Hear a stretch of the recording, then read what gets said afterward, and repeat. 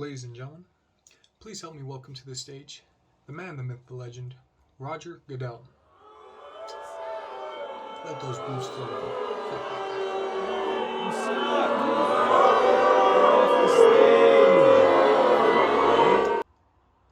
I'm your host, the recently retired Alexi, joined here by the football genius Chad.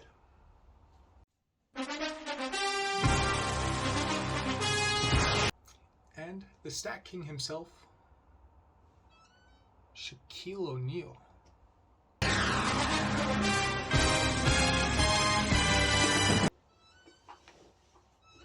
Hey yo, why the fuck is Shaq here? He played basketball, not football. Shaq likes football. People think Shaq only likes basketball. But Shaq likes other things too, like football. Alright, fair enough. I'm not gonna argue with the Diesel. Definitely don't want that fight. Now, this is the time NFL fans around the world have been waiting for. It's time for the SCIS Fantasy Football Divisional Draft. Let's go down to Roger and see who has the first pick in the North Division.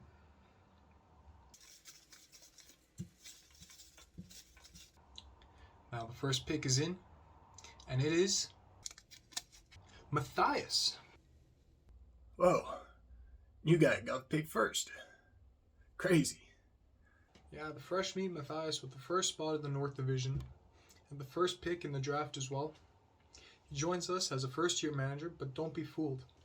He's got a fantastic record in various other leagues. There's good reason for him joining us now. Oh, he is fresh meat. Do not underestimate him. He will take everything you have and leave you in the dust without a second thought. This could shape up to be an incredible story. Shaq likes incredible stories. And now for the first spot in the East, we have Johan. Oh, nice. Looks like the cat's finally out of the bag, bro. Yeah, tough contender usually, but as we know, a very sad season last year. It was riddled with injuries. There was only so much the waiver wire could help him. He finished with a measly 5-9, losing his final 4 games of the season. He's looking to change it up and hopefully do much better this season. Let's see what he's got. But do not count him out. He is the second highest manager rating and the 4th highest win percentage. He is perfectly capable of bringing in a 10-4 season and making a deep run in the playoffs here. Shaq won't count this man out. Right you are, Shaq. Right you are. Now let's see who Roger's got for us in the South Division. Dylan. Oh, man. The Rockies, man. Father Youngin, not a great all-time record, his worst season yet last year, finishing in last place with 3-11. Can't get much worse. They're going to try to recoup and resettle. Yeah, he's definitely going to be changing his tactics this year. I'm curious to see what he's got planned, what he's been going through over the off season. I'm sure it'll be great. Now for the final division in the West. The first team to enter is hey Roger, it's upside down, man. Just flip it up. Yeah, there you go. Monroe. This fucking Roger guy can't do shit right. Ugh. Dude, I could eat some chicken noodle soup, man. Now this guy had a great season, finishing at 9-5, securing a spot in the playoffs, but ultimately losing in round 1 to the eventual champion. The sad sight to watch. Shaq was very sad. Ah, yes. My heart goes out. A true underdog story in the playoffs last season. Here's to hoping his playoff run this year can go a little differently. We're rooting for you, Chicken Noodle Soup. And now, joining the rookie Matthias in the North Division, we have Warren. Oof. Ooh.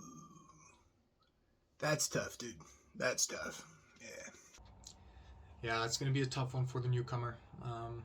I think also the perfect opportunity to prove himself and show him why he deserves to be in this league. Warren coming off a slightly disappointing season, finishing just second after being the heavy favorite in the finals. He was looking for his three-peat, and I think the rest of the league is quite happy that he was not able to produce there.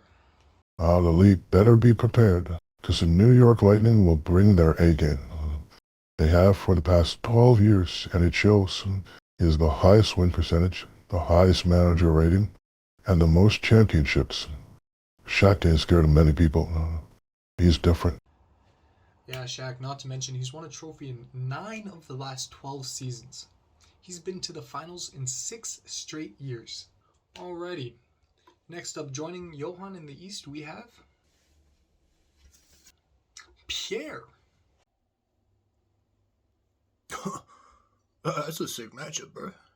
Johan won't be too pleased with this addition to the division. Pierre, a true contender each year, still managed to clinch a playoff spot despite coming last in the division. Sadly, it didn't go his way, but I'm sure he's going to come back with a real fire this year to try to reclaim that throne. He's got the third highest manager rating, the second most championships of all time, second highest win percentage, and the most games played at 197 matchups. This is a true veteran, and you do not want to underestimate him. His waiver pickups are futuristic, seeing players before Yahoo was even able to adjust their descriptions. Jack says copies waivers. Right you are, Shaq. For you folks at home, copying Pierre's waiver wires is not a bad decision. He's made it to the finals 50% of the seasons he's joined. Him making the finals is literally a coin flip. That's impressive. That's crazy cool. But the dude hasn't been in the finals in 4 years. Dude's chalked, bro. You know what I'm saying? Keep talking like that and they'll throw another free beat in your face. Jack don't like trash talking. And now joining Dylan in the South, we have Ashley. Rat King! Rat King! Rat King!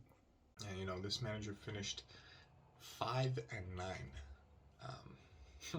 And that's quite an embarrassing score, but he managed to win his division and secure a playoff spot. And then he did something I don't think anyone really expected or saw coming. He went on one of the greatest fantasy football playoff runs in the history of the league. He beat Monroe round 1 and then took on the regular season champion Carl, who had the most points for. Managed to beat him and then ends up in the finals against Warren, where he takes home the dub, stops his three-peat, and now is the reigning champion. Yeah, relatively weak division. Dylan and Vincent finishing 3-11 and 4-10. But hey, if it gets you the division win, it gets you the division win. You have to show out in the playoffs anyways, which Ashton and I managed to do. He beat Monroe in the first round, and then he had to face the regular season champion Carl, who finished with only 2 losses, the most points for. A true underdog story, kind of like Gardner versus Carellin in the Olympics, or Douglas versus Tyson.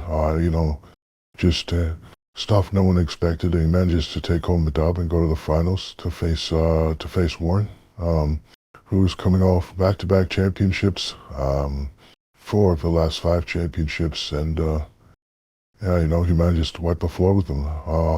Secure that championship. He's now our reigning champion. So I don't doubt him. He's got another group, another division where he can definitely take home the title and make another deep playoff run. So I'm excited to see what the reigning champ has in store for us. Now joining Monroe in the West, we have Yuri.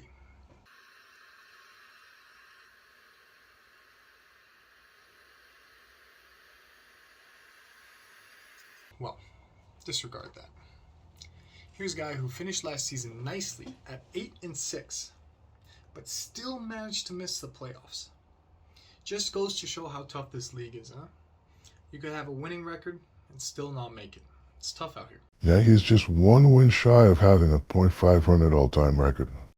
He's really hoping he can have a great season to not only bring his record into the positives, but ultimately also raise the coveted SCIS trophy. Shaq's rooting for you.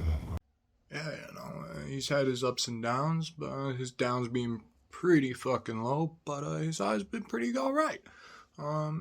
Anything can happen for him here, and I think he's going to be looking to have a good draft and, really ride that wave through the season. Wow.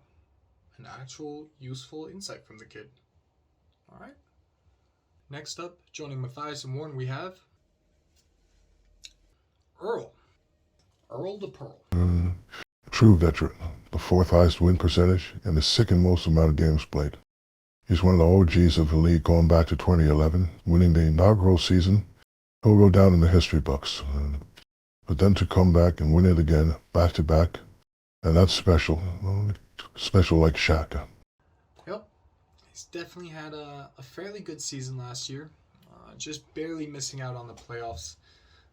While he hasn't won the league in the last 10 years, he did have the most points in 2020, so you definitely don't want to underestimate him. He's perfectly capable of ruining your fantasy season any given week, so you definitely want to watch out for him. Keep an eye out there. Next up, joining Johan and Pierre, we have Vincent. Hey, Vinny, where's my money? You get it? You get it? No? Alright. Another guy who is surprisingly under .500 all time, but has won a championship in 2019, taking it from right under Warren's nose. Had he not won, one would have had 5 in a row. We all bow down for your great service and offer you our ball pumps in case your balls need reinflating. Next up, joining Dylan and Ashley in the South, we have Jared. Oh, the boy's got killer candy, man. Have him send you some, dog. Trust. Now, he won his division with a very respectable 9-5, but just barely losing in the second round of the playoffs. However, he did manage to finish on a positive note, taking home the bronze, which is a very, very respectable finish in this competition. Yeah, he's got the fourth highest manager rating, but is surprisingly under 500 in his all-time record. Yeah, dude. 2 bad seasons will do that to you. Well, bro, you can't never fall asleep, you know? Well, very true. But let's not forget his 2016 championship run. An incredible performance. In the heat of exams, graduation right around the corner, he was still able to put his head down and really fight for that win. Let's see if he can recreate some of that magic and really ride that high from last year. That leaves us with our final pick to join Monroe and Yuri in the West. We have Carl.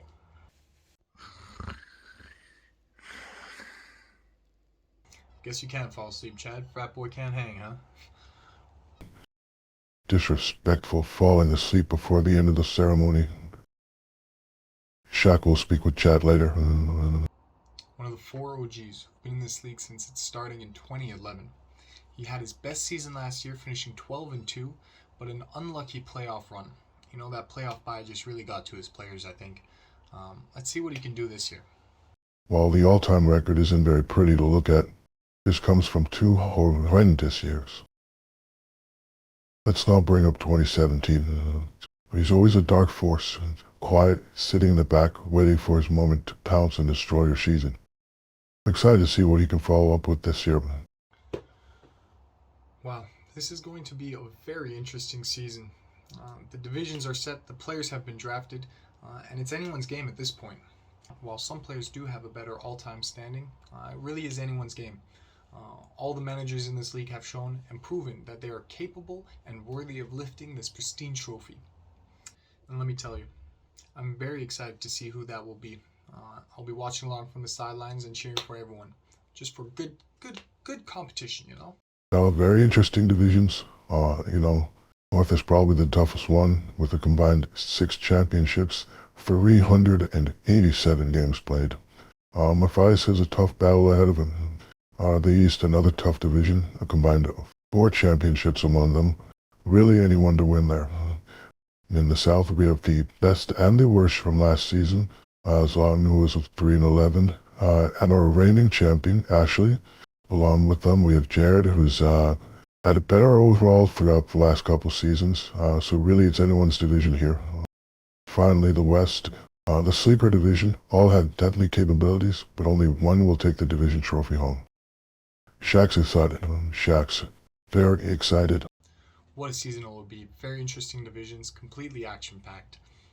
You won't want to miss any of it, I'll tell you that. And if you ask me, my money's going to be on Matthias. My replacement, go and take it home. You got first divisional draft pick. You got first players draft pick. Now you just need to get first place overall. I believe in you. You know, I'd like to thank Chad. Never mind. I'd like to thank Shaq. Wonderful statistics here. Great help. Apart from that, everyone enjoy the season, and I wish you all the best.